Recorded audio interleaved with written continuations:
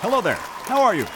We here at the Squid Research Lab are doing wonderful because later on we'll be filling you in on how you can get involved in our squid research. But first, it's our job to present to you our findings on the ecological curiosities of this fascinating squid creature. Excuse me? There is no creature? Oh, sorry about that. Here, please take a look. A really good look.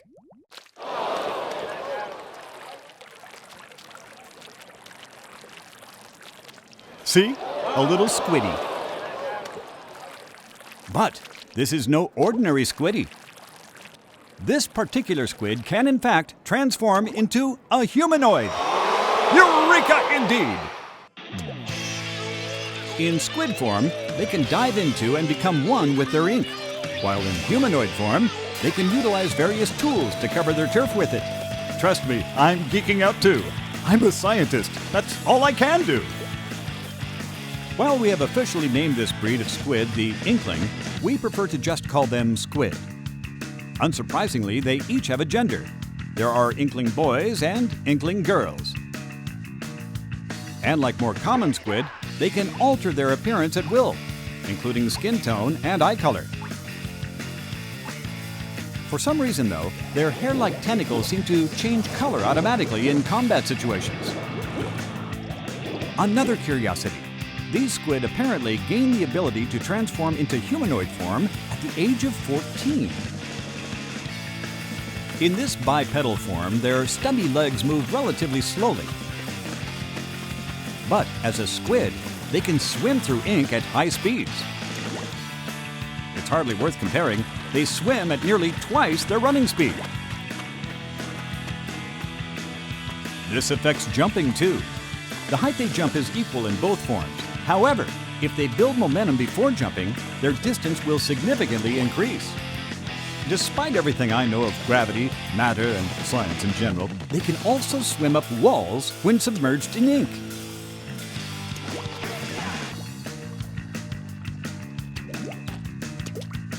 However, they strangely cannot seem to cross this little barrier. Must be a mental thing, I'm assuming. Continuing this trend of odd behavior, it seems inklings only shoot ink in humanoid form. Using the Wii U gamepad controller's gyro sensor, one can alter which way they're aiming and make adjustments as they ink.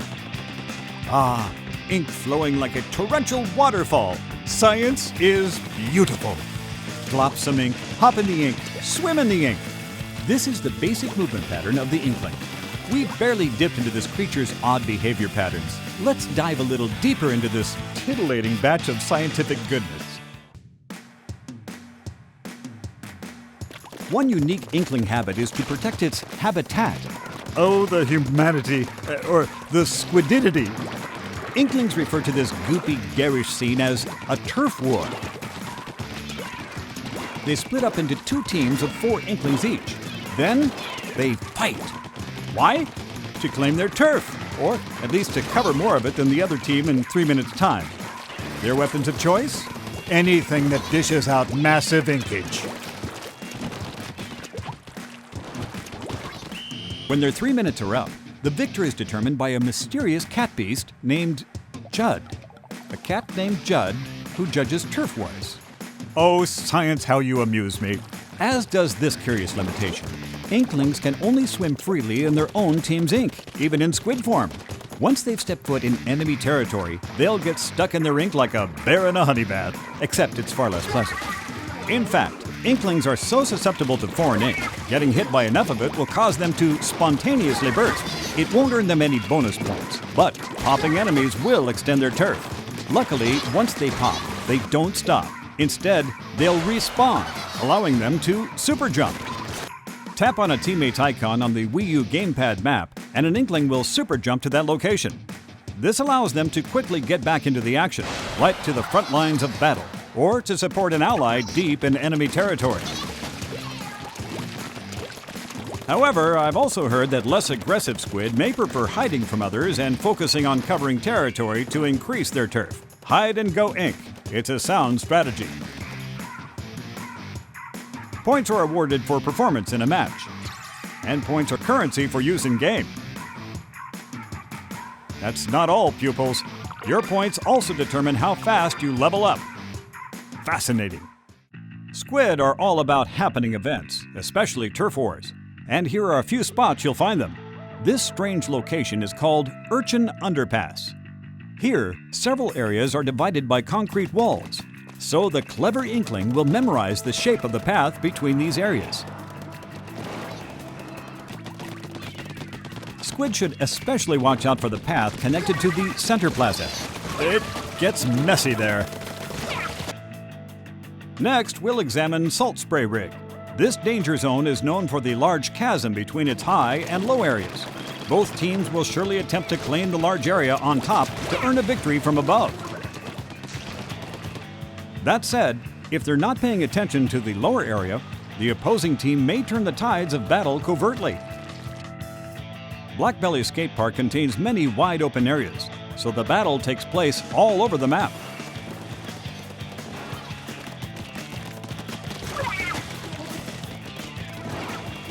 It's a race for ownership of the center platform. If a team can manage that, they should be able to manage a win by controlling the higher ground. Walleye Warehouse is a close quarters map. Teams are locked in a tug of war on two sides of a series of obstacles. Arowana Mall jams both teams into a narrow area for intense matches. Looks like turf wars can break out just about anywhere.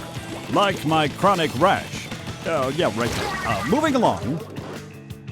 Although inklings are mere squid, I must say they are extremely fashionable.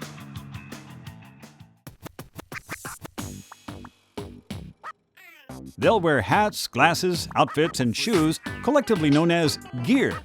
Now, I'm no fashion expert, but as a scientist, I'm utterly enamored by squid culture.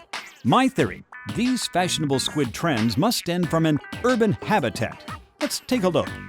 Here it is, Inkopolis. Fashion central for a young squid kid.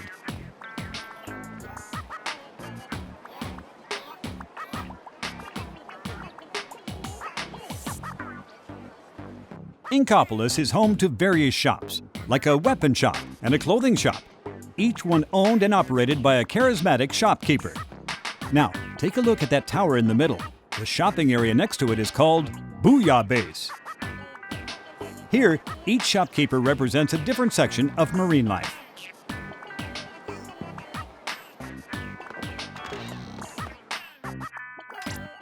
This one is the clothing store, Jelly Fresh. It's a specialty shop for tops. The store clerk, Jalonzo, has a unique speech pattern. But he's popular with the squid kids, so I guess that makes him hip. Maybe that's why he wears a different t-shirt every day. He's got a rep to protect.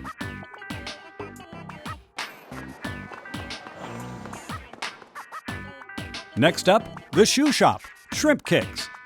This store is devoted to the fashion of footgear. The store is owned by Krusty Sean, the tiger prawn. He loves shoes so much, he wears a different shoe on each of his 8 feet.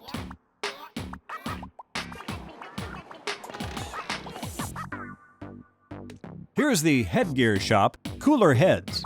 In addition to caps and hats, it offers glasses and other accessories too. Annie is the poster girl for this shop. She's a bit timid, but she has a huge following. A bunch of fan squid, if you ask me. Oh, and that's Mo. He sure has a sharp personality. And finally, this is the weapon shop, Ammo Nights. The store owner is Sheldon. This horseshoe crab is pretty much obsessed with all things military. Get him talking shop and he just won't stop. But his knowledge of weapons is definitely top-notch. A word of caution, however. My research assistant tells me that the variety of weapons and gear available at shops will improve as squid level up. Next, I'll lecture on some weapons his shop carries.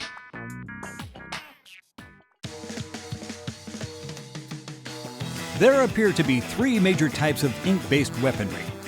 For rapid-fire inking, look no further than the shooter. For long-distance projectiles, there's the charger. And to squash opponents while spreading ink, say hello to the roller.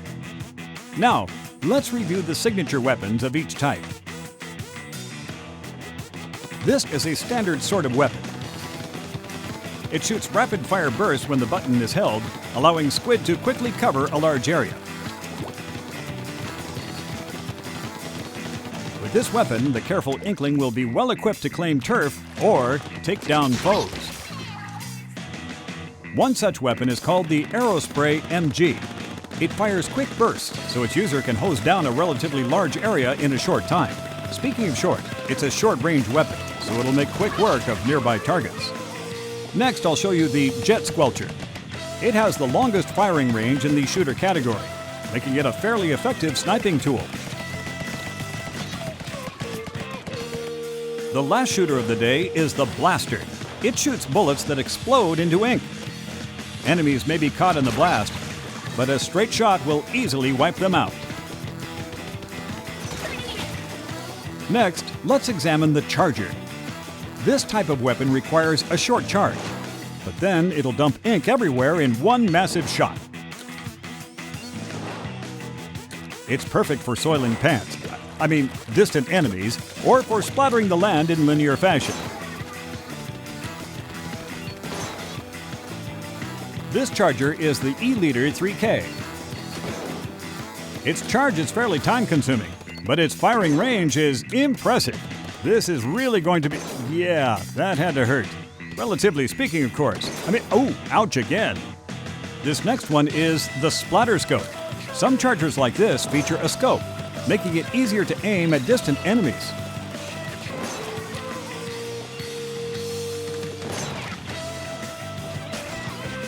Last, but definitely not least, the Roller is a great weapon for advancing forward while marking turf and steamrolling opponents. Shake the roller and it will spread ink all over, splooshing any foe in an Inkling's perimeter. Sploosh. The Dynamo Roller is a prime example. It's a tank of a roller that chugs along slowly while deflecting incoming fire when shaken.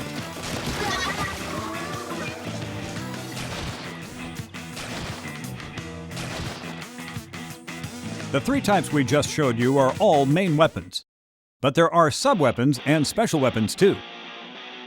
Together, a main weapon, sub-weapon, and special weapon make a set. To Squid, selecting a weapon set that suits one's battle style is of pinnacle importance. Sub-weapons consume a relatively large amount of ink. The amount depends on what type is used. There are 9 sub-weapon types, including some gadgets and support tools that have the scientific community geeking out. One fine example is the suction bomb. It sticks to walls and other surfaces, exploding shortly after. Now, for a different thing that goes boom, try the burst bomb. It may not be as powerful as others, but it explodes on contact and uses less ink, allowing an Inkling to throw them in rapid succession. The point sensor is a support tool. It doesn't attack, but it does locate sneaky enemies and shares that information with all teammates.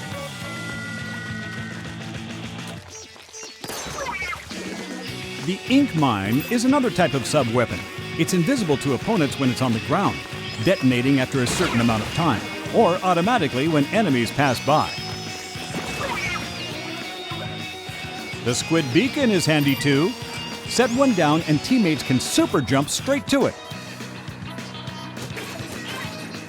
And finally, the Disruptor doesn't damage rival Squid, but it will slow them down a bit and lower their abilities as well. Special weapons are perhaps the most intriguing of all. They can only be used after filling up a gauge by covering the ground with ink.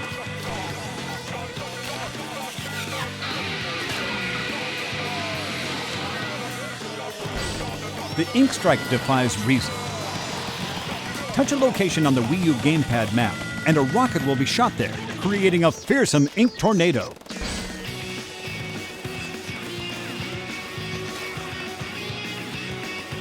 The Echolocator is great for locating enemies.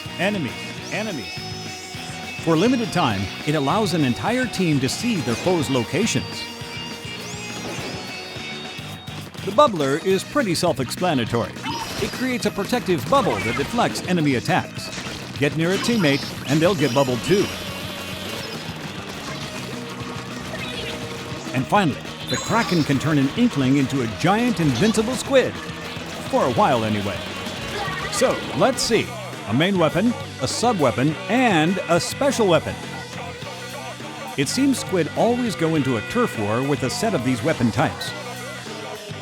But squid battling proficiency isn't just about weapons. Let's take a look at the area outside Booyah Base to find out more. Inklings like to gather here because they're drawn to happening events. These particular squid are other players encountered online or via Miiverse. But if Inklings are one thing, it's fashionable.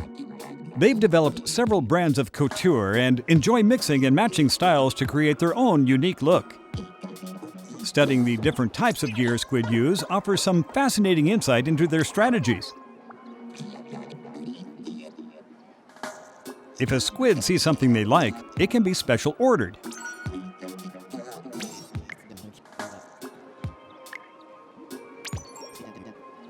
A closer look reveals icons on this gear. These denote what I like to call abilities. Each piece of gear comes with abilities that can power up an Inkling. There are many types of gear abilities. For example, if a piece of gear increases ink efficiency, the lucky Inkling who has it equipped will consume less ink than usual when using a main weapon. Other abilities include damage up, defense up, and speed up, plus more curious ones like the ninja squid and stealth jump. The number of abilities each piece of gear can have is based on its star count. The more stars it has, the more slots it will have. Up to 4 abilities can be equipped per piece of gear. However, other than the first one equipped, abilities are assigned at random. Frequent usage of the same gear apparently generates more abilities to equip. In this way, squid can level up a piece of gear to enhance its strength or make up for its weaknesses. And so, gear combinations can improve one's strategy. By the way, I suppose I should explain who this mysterious fellow is. His name is Spike, and somehow he can increase the number of slots allotted to gear. That said, one can't make a request without a super sea snail.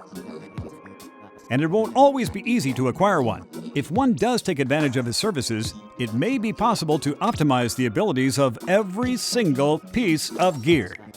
Oh, and remember, gear ordered in the plaza can be picked up from Spike.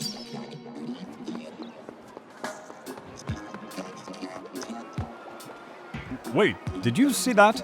It looked like a peculiar old man was peeking out from that manhole. Or a squid hole? Aha! Let's see what happens.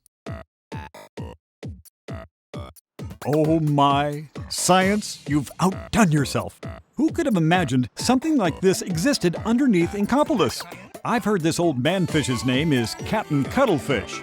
Likes ordering Inklings to battle with octopi, it seems. And maybe it's the outfit, but that Inkling actually seems to be taking his orders and prepping for battle. Man, squid really are suckers. What's this? A tea kettle-like thing? If my calculations are correct, and I assume they are, that tea kettle is somehow connected to the octopi nest. No, you brave fool! Don't go in! Science tells us that the natural nemesis of the squid is the octopus, or in this case, the octarians. But octopi will do. It seems that Captain Cuttlefish has ordered the Inkling to take back a zapfish stolen by the octarians.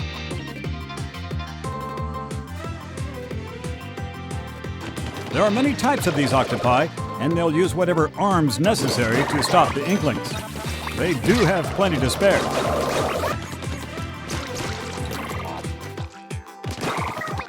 Just look at all those gadgets. And gizmos.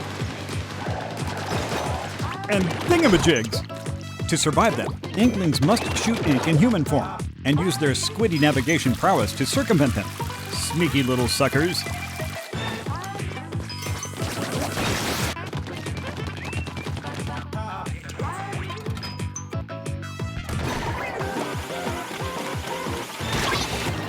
With Captain Cuttlefish's expert advice, they may just take back that zapfish.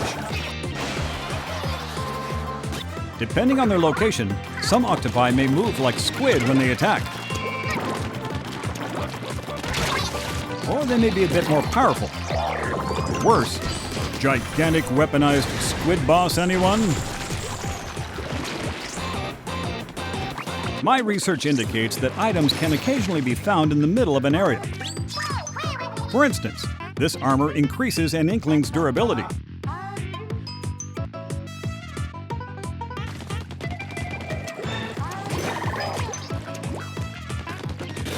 Looks like there are other helpful items too, like the bubbler or other special weapons. And these little things are scattered all over. They're called power eggs.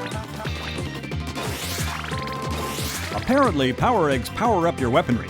For this reason, it's a good idea for any squid worth his tentacles to collect as many power eggs as possible.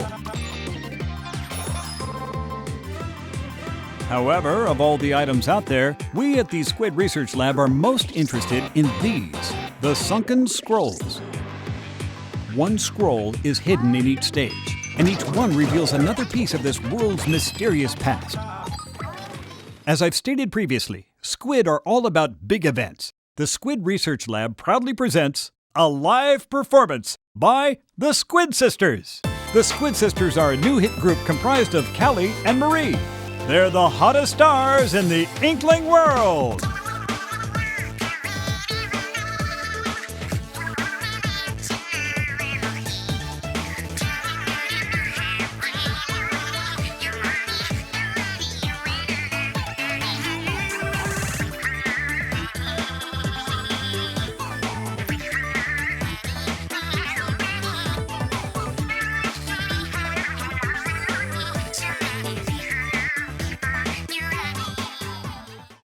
And I'm back. Science never sleeps, and neither can I.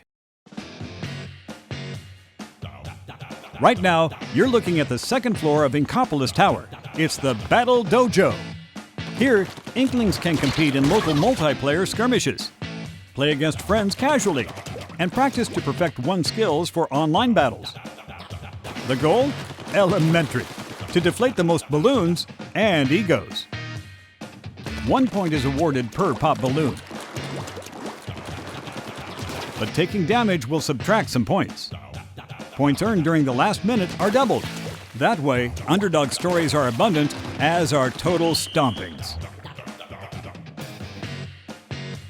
In this mode, one player uses the gamepad, while another plays on the TV screen using a different input device, like the Wii U Pro controller.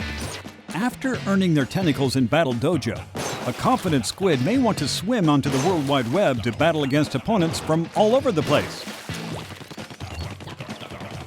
Look no further than Inkopolis Tower to enter such an online battle.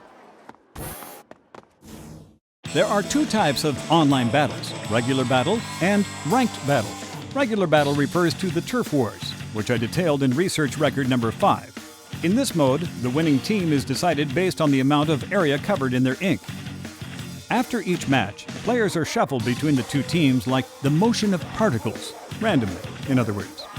In this mode, Inklings can easily join friends who are already playing online. As always, teams are chosen at random, so they may end up as bitter rivals. In online battles, wise squid will notice that certain weapons offer key advantages in certain stages, so weapon choice is an important strategic decision. To best apply these strategies to the battle at hand, Inklings always choose from 2 stages. These stages change out every 4 hours, giving eager Inklings a reason to fight throughout the day. In fact, a newscast will announce which 2 stages are available for play when they change out, allowing clever squid to pick the right weapon set for their current situation. The other online mode is called Ranked Battle. There's more than one way to play this mode, including Splat Zones, where squid brothers and sisters fight for control over a specific portion of the stage. Whichever team holds on to this area longest wins the match. Because both teams are drawn like magnets to this one area, these battles are incredibly fierce by nature. In ranked battle, players are rated based on skill, and skill alone. Ranks go up and down based on wins and losses, with ranks ranging from C- to A+ across 9 levels. That way, players of similar ranks can face off against each other. All right, here's where we separate the Inklings from the Squid Babies. You see, to participate in ranked battle, one must reach level 10 or greater, but that's not all. One other condition must be met to play ranked battle, a global condition. All across the world, the more players that reach level 10, the closer we'll get to reaching an exciting new event, At that point, Ranked Battle will be unlocked for the world to enjoy. The Squid Research Lab will provide status updates on this worldwide event on Nintendo's social media channels, including its official Tumblr account, splatoonus.tumblr.com, and on the official website, splatoon.nintendo.com. I'm sure that together, we fellow Squid fanatics will reach this goal in no time flat. And in the meantime, you can enjoy honing your skills, unlocking gear, ranking up, and fending off the Octarian threat. Now, for what is quite possibly the most startling revelation of all. Soon, Inklings the world over will have tons of exciting events to look forward to. It all starts after the launch of Splatoon, with various elements being powered up with free content. You won't know what to expect, but you will know to stay tuned for what's happening and what's coming. Sometimes new stages will be added to the mix. The initial selection has plenty to wrap your tentacles around. But soon after launch, some far more technical stages will be added. New weapons will be introduced as well, including this one, the Ink Brush. This roller-type weapon looks like a paintbrush, but the only art it specializes in is Turf War. Eventually, new gear will be added as well, including clothes and shoes. These events will also usher in new rule sets for Ranked Battle. The next to arrive is called Tower Control, and by science is it interesting! Stand on the tower in the center of the stage, and it will start moving on a rail toward enemy territory. The team who pushes through the tower and to the goal first wins. Sadly, the poor Inkling on the tower will be a constant target for the opponent team. Such is fate. The squid on the tower must be punished for his actions, and his allies must protect him. Natural selection at its finest. Ranked Battle will also receive a third rule set called Rainmaker. So far, my research is inconclusive, but they must have called it that for some reason. Making it rain, baby! Making it rain! Oh yeah! Moving along, August is when the competition really heats up with a major event. This new event will add in 2 additional matchmaking options, as more and more players master the strategies, weapons, and stages of Turf War and Ranked Battle. The first allows 4 friends to team up and search online for another team to battle against. And the second option will gather 8 friends together to wage custom online battles, enabling players to choose any stage and any rule set they want. This will be perfect for settling old scores or starting up new rivalries with seasoned squid buddies. Sounds tasty. As you can see, there are tons of exciting events coming post-launch.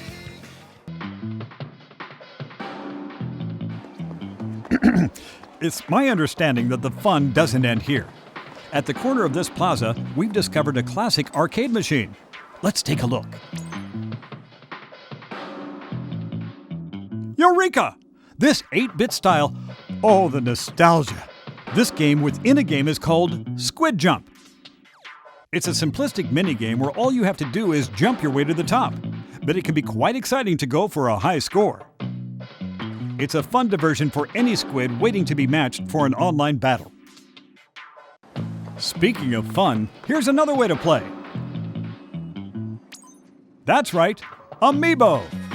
There's an Inkling girl, an Inkling boy,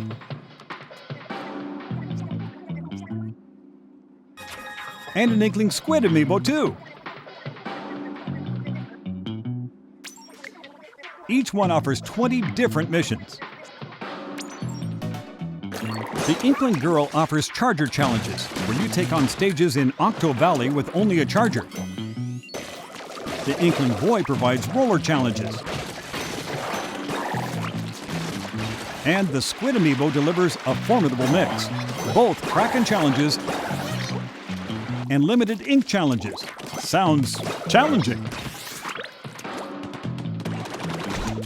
Upon clearing missions, you will acquire special gear. And if you complete all of the missions, you can unlock an additional minigame. These minigames can be swapped and played at any time, or while you're waiting to be matched.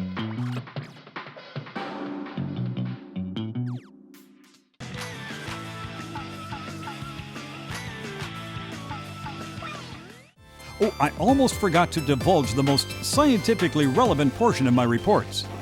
Splatfest. Remember the Squid Sisters? It seems they're not just pop stars. They're also the host of a news program that announces events that add in new maps and break battle-related news, including Splatfests. Splatfests are very special events that happen in Inkopolis, where players all across the Americas will be divided into 2 teams. Players ally themselves with one of these 2 teams and battle it out. When the ink settles, the winning side will be determined based on the results. Splatfests have their own ranking system, separate from ranked battle, based on the player's total points earned during Splatfest. Your final ranking at the end of the Splatfest may earn you that special item we mentioned earlier, the Super Sea Snail. With this, you can ask Spike to enhance your gear. The first Splatfest will take place from Saturday, June 20th at 6 a.m. through Sunday, June 21st at 6 a.m. Pacific Time. The theme is, which do you like better, cats or dogs? Squid is not an acceptable response, sadly. The real question is, are you Team Cat or Team Dog? If you belong to the winning side, you'll be rewarded with a Super Sea Snail. Remember, Splatfest happens on an irregular basis, so stay tuned. Well, it seems we're reaching the point where the human mind simply cannot handle any more squid-related info. However, I expect you all would like to know how you can conduct your own research. So I have one more major announcement. Thank you. Thank you very much. The Splatoon Global Test Fire is happening. Nintendo is holding a special event, a global celebration for science that will give players a taste of the action before Splatoon releases. After this announcement, we'll release a free demo version of this Splatoon Global Test Fire on Wii U. This software will allow you to test fire Splatoon globally at these specific dates and times. Speaking of, during this event, Nintendo will be hosting a live stream where staff from the Treehouse will play the game. But they're not the only ones playing. Researchers from our lab will join the battle wearing a lab coat costume. So if you see one of us in your match, it might be me. So take it easy. Apparently, players who pre-order or purchase Splatoon at GameStop will receive a code for 2 Splatoon DLC costumes for use in Super Smash Bros. For Wii U. This offer is available for a limited time. So don't miss your chance. And stay tuned for more info. I'm making a mental note now. It seems my research concludes here, Squid fans. It's my dearest wish that you are now as dedicated to Squid education, appreciation, and combat as I am. See you at the Test Fire event.